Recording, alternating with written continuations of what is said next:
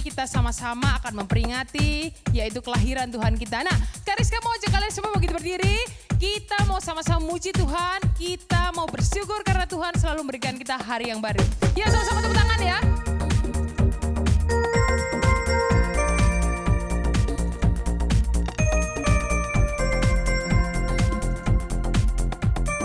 Kita nyanyikan Kita Surga Bergema. Kita surga bergema, lahir Raja mulia, damai dan sejahtera turun dalam dunia. Bangsa-bangsa bangkitlah dan bersoraklah serta permaklumkan kabar baik, lahir Kristus terang ajaib. Kita surga bergema, lahir Raja mulia. Kita sama-sama tepuk tangan ya. Raja damai yang besar, surya hidup yang benar, menyembuhkan dunia dalam naungan sayapnya. Tak memandang dirinya, bahkan maut diterimanya, lahir untuk memberi hidup baru abadi. Kita surga bergema, lahir Raja mulia.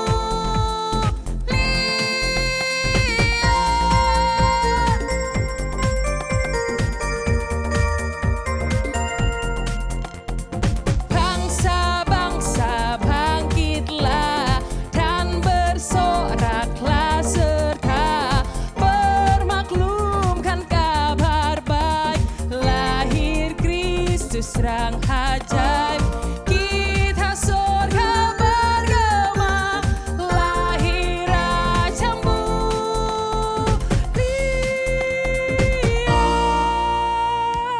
Adik-adik, kita akan mendengarkan firman Tuhan, tapi sebelumnya kita akan menyanyikan lagu ini.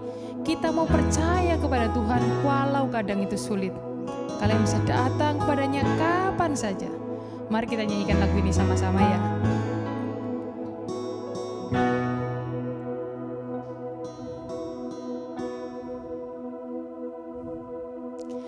God is too wise to be mistaken. God is too good to be unkind. So when you don't understand, when you don't see His plan, when you can't trace His hand, trust His heart. He alone is faithful and true. He alone knows what is best for you.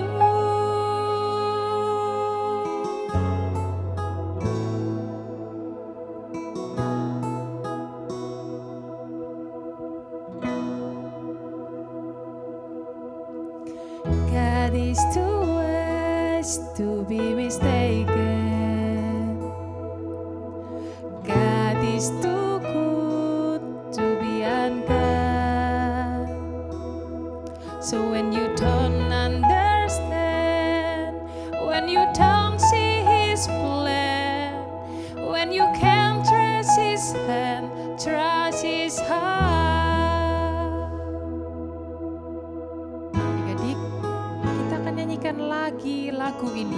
Kita mau meresapi kebaikan Tuhan, dan kita mau terus percaya kepadanya.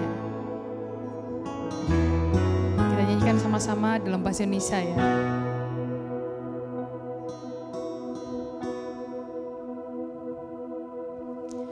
Tuhan bijak, tak pernah Dia salah, terlalu baik untuk berbuat jahat.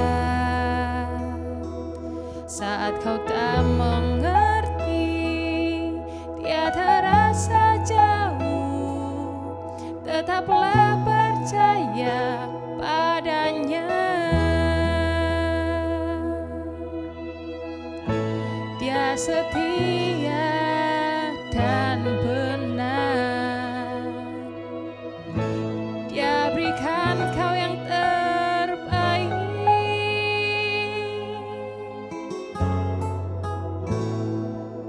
Kita nyanyikan sekali lagi, Tuhan bijak.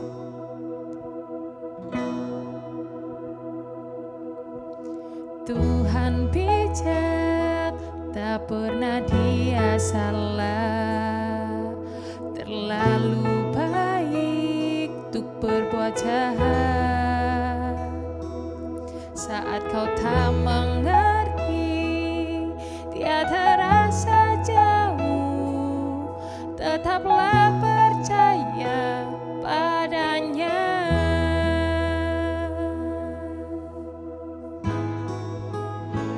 Mari adik-adik, kita sama-sama berdoa.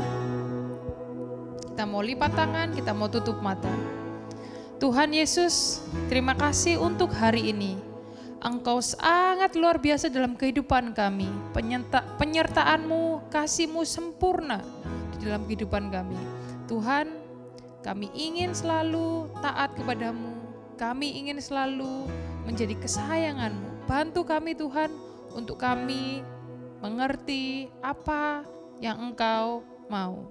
Tuhan, sebentar lagi kami akan mendengarkan firman-Mu. Engkau bantu kami untuk kami bisa mengenal Engkau lewat setiap firman yang disampaikan. Untuk kami bisa lebih taat dan percaya kepadamu Tuhan. Semuanya hanya oleh dengan kasih anugerah-Mu Tuhan dalam kehidupan kami. Kami serahkan Tuhan semuanya di dalam nama Tuhan Yesus. Yang siap sama-sama mendengarkan firman Tuhan, katakan amin.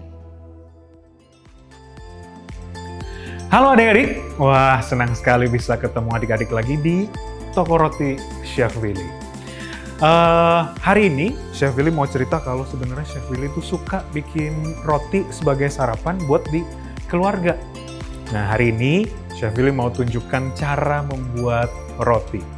Setiap roti adik-adik itu butuh teknik, peralatan dan juga bahan-bahan yang berbeda.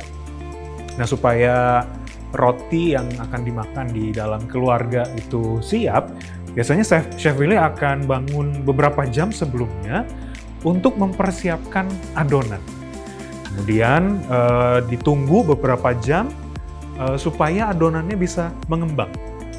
Dan ketika adonannya mengembang, ada gelembung-gelembung udara yang berkumpul di situ, rotinya jadi ringan, rotinya jadi empuk, dan kalau nanti kita makan jadi enak. Dan di dalamnya ada banyak gelembung udara yang kita makan, makanya roti kita banyak bolong-bolongnya seperti itu ya.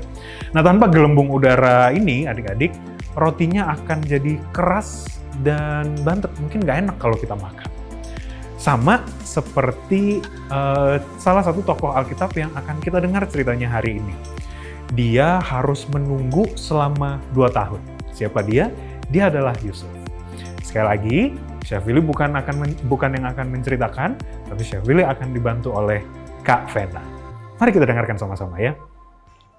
Halo adik-adik, bertemu lagi dengan Kak Vena. Adik-adik sudah siap mendengarkan firman Tuhan? Yes, jangan lupa Alkitabnya ya. Kita akan membaca firman Tuhan dan kita akan melihat sesuatu yang luar biasa dari firman Tuhan ini. Tahukah adik-adik bahwa kata-kata yang ada di Alkitab ini adalah firman Allah sendiri yang ditulis oleh manusia dengan pimpinan Roh Kudus. Tapi kata-katanya itu adik-adik berasal dari Allah sendiri. Nah, kita akan baca Kejadian 39 ayat 20 sampai 21, lalu Kejadian 41 ayat 37 sampai 40. Oke, coba ayo adik-adik dibuka Alkitabnya. Kejadian itu kitab yang pertama. Kejadian 39. Yuk kita cari bersama-sama. Ayat 39 ayat 20 sampai 21. Sudah ketemu adik-adik? Sudah? Yes! Baiklah adik-adik, mari kita baca bersama-sama dengan suara yang keras ya. Lalu Yusuf ditangkap oleh tuannya dan dimasukkan ke dalam penjara, tempat tahanan-tahanan raja dikurung. Demikianlah Yusuf dipenjarakan di sana. Tetapi Tuhan menyertai Yusuf dan melimpahkan kasih setianya kepadanya dan membuat Yusuf kesayangan bagi kepala penjara itu. Usul itu dipandang baik oleh Firaun dan oleh semua pegawainya. Lalu berkatalah Firaun kepada para pegawainya, "Mungkinkah kita mendapat orang seperti ini, seorang yang penuh dengan roh Allah?" Kata Firaun kepada Yusuf, "Oleh karena Allah telah memberitahukan semuanya ini kepadamu, tidaklah ada orang yang demikian berakal budi dan bijaksana seperti engkau. Engkaulah menjadi kuasa atas istanaku, dan kepada perintahmu seluruh rakyatku akan taat. Hanya tahta inilah kelebihanku daripadamu." Selanjutnya Firaun berkata kepada Yusuf, "Dengan ini aku melantik engkau menjadi kuasa atas seluruh tanah Mesir." Ingat adik-adik bahwa semua kisah yang ada di Alkitab adalah bagian dari kisah yang lebih besar, yaitu tentang bagaimana Allah menyelamatkan orang berdosa lewat anaknya Yesus. Dan sekarang pertanyaan gambar besarnya terlebih dahulu. Adik-adik ingat? Ya, apakah ada yang Allah tidak bisa lakukan? Is there anything God cannot do? Coba, ada enggak ya? Iya, betul. Karena Allah itu maha kuasa adik-adik. Sehingga tidak ada yang tidak bisa Allah lakukan. My God is so big, so strong and so mighty, there's nothing my God cannot do for you and me. There's nothing cannot do for God. Ya, karena apa adik-adik? Karena Allah itu maha kuasa. Dia bisa melakukan apa saja yang dia mau. Karena dia itu baik, maka pasti apa yang dia lakukan selalu baik. Tidak ada yang jahat. Jadi kita harus yakin bahwa Allah pasti akan menggunakan kekuatannya dengan cara yang benar. Tidak mungkin salah adik-adik. Karena itu adalah sifat atau karakter Allah. Dia Allah yang sempurna. Dia Allah yang penuh kasih dan berkuasa. Bisa melakukan apa saja. Tapi karena kita ini manusia yang sangat terbatas, kita itu seringkali tidak bisa memahami apa yang Allah lakukan adik-adik. Kita tidak bisa mengerti kalau sebenarnya yang Allah lakukan itu baik. Kita seringkali merasa ragu. Apalagi kalau kita dalam kesulitan adik-adik, misalkan seperti saat ini, saat pandemi ini, semua tidak mudah. Mungkin kita berpikir, apakah Tuhan baik ya? Tapi adik-adik, kita harus percaya Allah bisa melakukan apa saja sesuai dengan karakternya. Dia Allah baik, dia tidak akan melakukan hal yang jahat. Nah, karena itu kita mari belajar dari kisah Yusuf kali ini. Tapi sebelumnya, adik-adik ingat minggu yang lalu kisah tentang Yusuf juga. Nah, bagaimana kisah Yusuf waktu itu? Masih ingat adik-adik? Yusuf bagaimana? Apakah Yusuf suka dimarahi papanya? Oh, no. Yusuf sangat apa? Sangat disayangi sama ayahnya. Sampai-sampai saudara-saudaranya yang lain iri. Ada nggak ya di sini suka iri? Oh, puji Tuhan, nggak ada. Mereka sangat iri. Sampai apa yang mereka lakukan, adik-adik? Mereka benci dan memasukkan Yusuf ke dalam sebuah sumur. Dan kemudian menjual Yusuf kepada para pedagang. Sekarang kita akan belajar tentang apa yang terjadi dengan Yusuf yang sudah dijual oleh kakak-kakaknya itu kepada para pedagang. Ternyata Yusuf dibawa ke Mesir oleh para pedagang itu. Apa yang Allah kerjakan sehingga membuat Yusuf menjadi seorang pemimpin yang akan dipakai Allah dalam rencananya yang luar biasa. Judul kisah kita kali ini adalah Yusuf menjelaskan mimpi.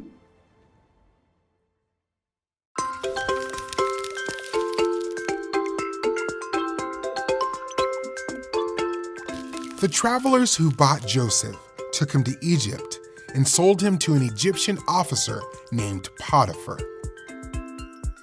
God was with Joseph and made him successful at everything he did. Potiphar put Joseph in charge as his personal assistant. One day, Potiphar's wife tried to get Joseph to sin against God and Potiphar, but Joseph refused. This made her angry, and she accused Joseph of doing something he didn't do. Potiphar believed his wife, and Joseph went to jail. But God was still with Joseph and blessed him. The jail warden put Joseph in charge of the other prisoners. One night, two of the prisoners, Pharaoh's cupbearer and baker, both had dreams. They told Joseph about dreams they had. The cupbearer dreamed about a vine with 3 branches. Grapes grew on the vine, and the cupbearer squeezed them into a cup and gave it to Pharaoh. The baker dreamed that he had 3 baskets of bread on his head. The top basket had baked goods for Pharaoh, but the birds were eating them out of the basket. Joseph told them what the dreams meant. Joseph said that in 3 days, the cupbearer would serve Pharaoh again, but the baker would not, because in 3 days, he would be put to death.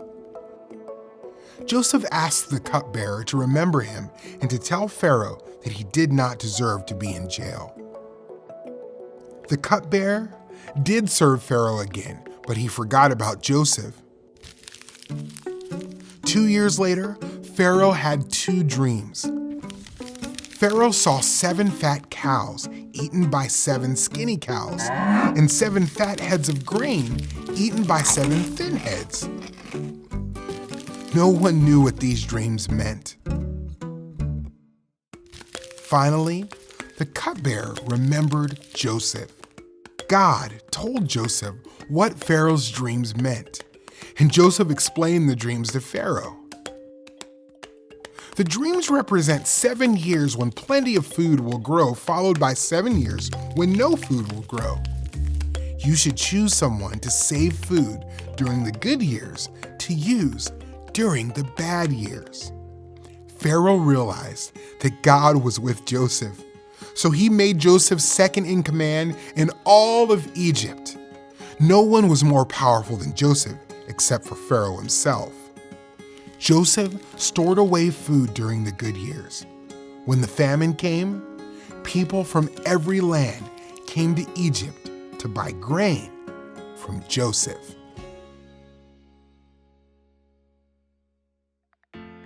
God sent Joseph to Egypt and blessed him so that he rose to a position of great authority. God used Joseph to help Joseph's family and many others. When Jesus came to earth, he gave up his position of honor in heaven to be Savior of the world. Seperti yang kakak katakan tadi adik-adik, Yusuf dijual kepada para pedagang. Dan para pedagang itu membawa Yusuf sebagai seorang budak ke Mesir. Dan di Mesir itu, para pedagang itu menjual Yusuf kepada seorang pejabat yang sangat penting di Mesir. Namanya Bapak Potifar. Yusuf itu adik-adik tinggal di Mesir yang jauh dari rumahnya. Tentu saja jauh dari orang-orang yang dia kasihi, jauh dari bapaknya. Wah, sedih adik-adik ya. Tapi sebetulnya Yusuf sendirian enggak ya? Ada loh yang selalu bersama dengan Yusuf. Seperti adik-adik saat ini. Mungkin adik-adik sedang sendiri melihat Gibeon Kids saat ini.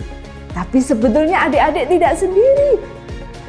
Ada sebuah pribadi yang selalu bersama dengan kita, yang juga menyertai Yusuf waktu itu. Siapa adik-adik? Ya betul, Allah selalu menyertai Yusuf. Bahkan membuat semua yang dilakukan Yusuf selalu berhasil. Dan itu dilihat oleh Bapak Potifar. Wow, Yusuf ini luar biasa ya. Apa yang selalu dilakukan selalu berhasil. Sehingga Bapak Potifar ini mempercayakan semua yang dimilikinya kepada Yusuf. Tetapi adik-adik, hal itu tidak berlangsung lama.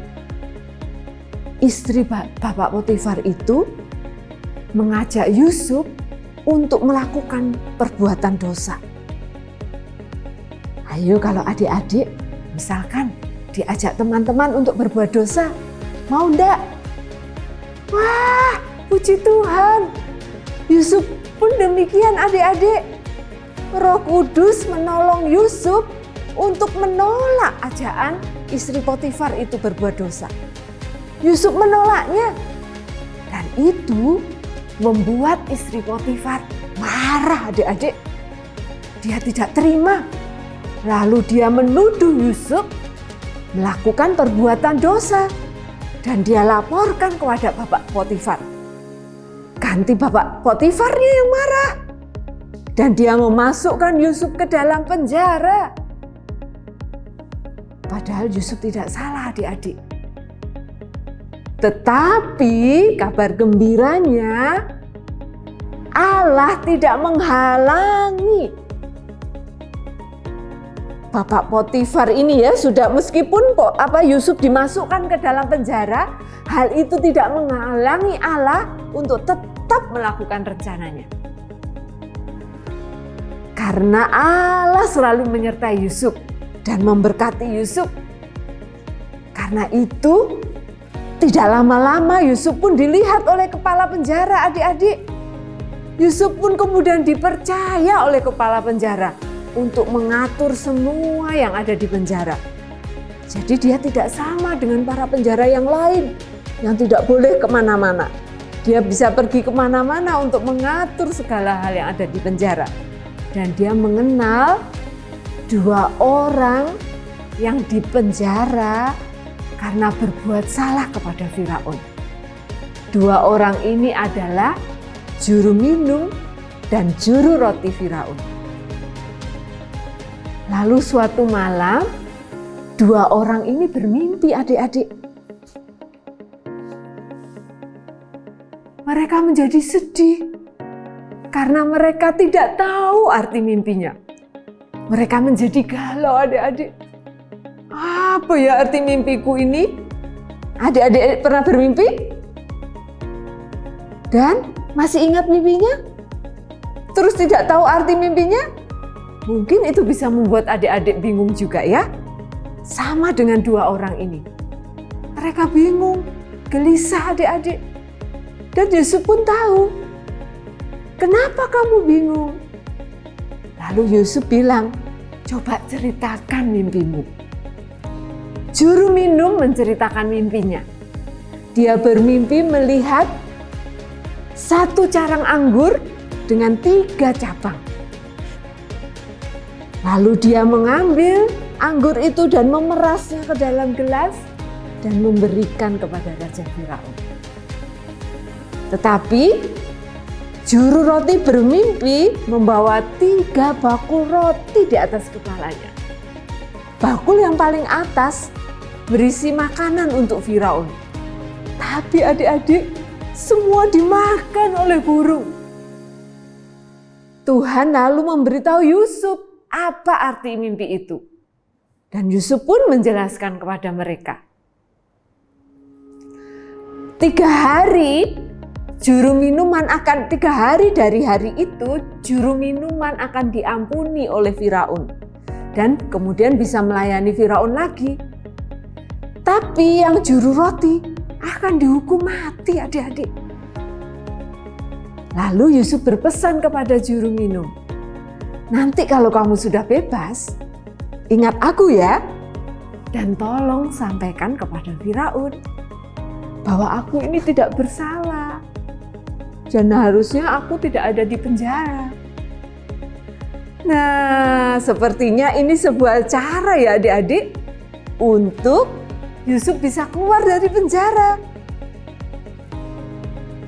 Tapi itu menurut Yusuf. Tuhan punya cara yang lain adik-adik. Memang juru minuman dibebaskan dari penjara dan kembali bekerja untuk Firaun. Apa kemudian dia ingat dan langsung menceritakan tentang Yusuf? Tidak adik-adik. Juru minuman lupa. Oh no. Dia lupa memberitahu Firaun. Dia melupakan Yusuf. Tapi Tuhan tidak melupakan Yusuf adik-adik. Apakah ada yang Allah tidak bisa lakukan adik-adik? Ingat, Allah bisa melakukan apa saja. Sekalipun juru minuman itu lupa. Is there anything God cannot do? God can do all things. 2 tahun kemudian, Firaun juga bermimpi adik-adik. Mimpi yang pertama, ada 7 lembu gemuk dan sehat sedang makan rumput di tepi sungai Nil. Lalu datang 7 lembu yang kurus dan sakit-sakitan. Tapi lembu yang kurus itu memakan 7 lembu yang gemuk adik-adik. Itu mimpi yang pertama. Lalu mimpi yang kedua. Ada 7 tangkai gandum yang sehat dan gemuk. Tapi kemudian datang 7 tangkai gandum yang kurus. Itu memakan 7 gandum yang gemuk itu. Aneh ya adik-adik. Yang kurus makan yang gemuk. Apa artinya? Firaun pun gelisah adik-adik. Apa maksudnya ya? Dia pikirkan terus tentang mimpi itu. Dia panggil semua orang yang pandai di Mesir, para ahli nujum. Hai kalian semua, coba artikan mimpiku. Apa artinya? Tapi tidak ada satupun yang tahu artinya adik-adik. Tidak ada seorang pun yang tahu arti mimpi itu. Firaun pun tambah bingung adik-adik. Nah, baru kemudian juru minuman itu ingat adik-adik. Oh ya, di penjara ada orang yang pernah mengartikan mimpiku. Dan artinya itu ternyata benar. Lalu ia memberitahu Firaun dengan segera. Dan Firaun pun cepat-cepat menyuruh orang membawa Yusuf untuk menghadap dia. Dan Allah memberitahu Yusuf arti Firaun itu adik-adik. Lalu Yusuf pun memberitahu arti mimpi itu kepada Firaun. Ini yang dikatakan Allah kepada Yusuf dan disampaikan kepada Firaun. Akan ada 7 tahun panen gandum yang subur, yang baik. Namun setelah itu akan ada 7 tahun kekeringan, sehingga tidak ada panen lagi. Dan orang-orang semua akan kelaparan. Carilah orang untuk mengumpulkan gandum saat 7 tahun kelimpahan dan simpan di kota-kota. Maka selama 7 tahun kelaparan akan ada cukup makanan sehingga penduduk Mesir akan selamat. Tidak ada yang kelaparan. Firaun melihat bahwa Tuhan menyertai Yusuf, adik-adik. Yusuf pun diangkatnya menjadi penguasa nomor 2 di Mesir setelah dia. Tidak ada orang yang lebih berkuasa selain Firaun. Yusuf menyimpan makanan selama masa kelimpahan itu. Dibangun tempat-tempat untuk menyimpan gandum-gandum itu, adik-adik. Dan ketika kelaparan itu terjadi, orang-orang dari seluruh dunia datang ke Mesir untuk membeli gandum kepada Yusuf. Orang Mesir tidak kelaparan karena mereka sudah menyimpan gandum yang berlimpah. Nah, adik-adik, Allah memberi Yusuf kemampuan untuk mengartikan mimpi. Bukan hanya agar Yusuf bisa keluar dari penjara loh adik-adik. Tapi lebih dari itu, Tuhan mau Yusuf mendapatkan kedudukan di Mesir. Menjadi seorang pemimpin. Karena Allah mau memakai Yusuf untuk bisa menolong banyak orang yang mengalami kelaparan. Dengan begitu, Allah menyiapkan Yusuf untuk menyelamatkan keluarganya. Dan dari keluarga Yakub, Yesus akan lahir. Yesus lahir untuk menyelamatkan kita dari dosa. Wah, luar biasa ya adik-adik. Nah, sekali lagi, apakah ada yang Allah tidak bisa lakukan? Ada? Pasti tidak. Allah bisa melakukan apa saja. Is there anything God cannot do? No. God can do all things. Ketika Yusuf mungkin tidak tahu mengapa ya Allah membiarkannya menjadi budak dan ditahan. Tapi ternyata itu adalah bagian dari rencana Allah. Allah membawa Yusuf ke Mesir dan memberkatinya. Sehingga dia bisa menolong keluarganya. Bahkan banyak orang lain yang kelaparan. Ketika Yesus datang ke dunia, dia melepaskan kehormatannya yang ada di surga.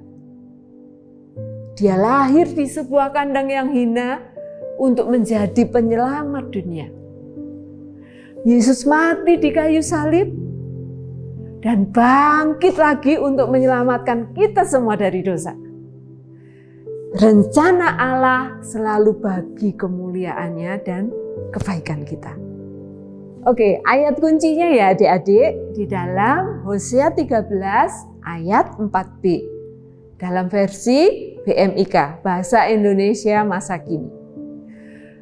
Kamu tidak mempunyai Allah selain aku.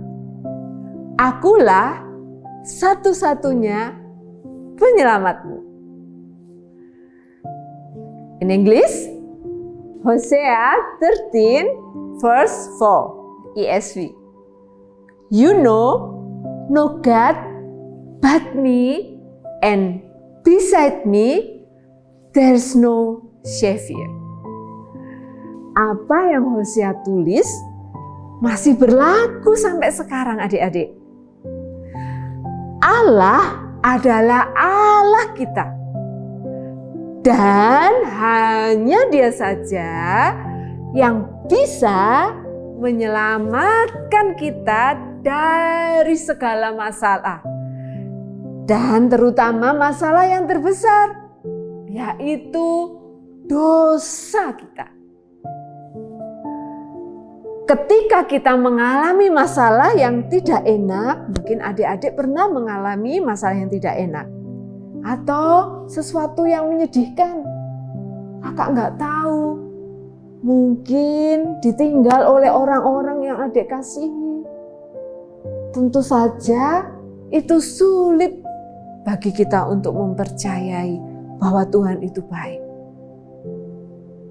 Tapi adik-adik, bukankah hari ini kita sudah belajar?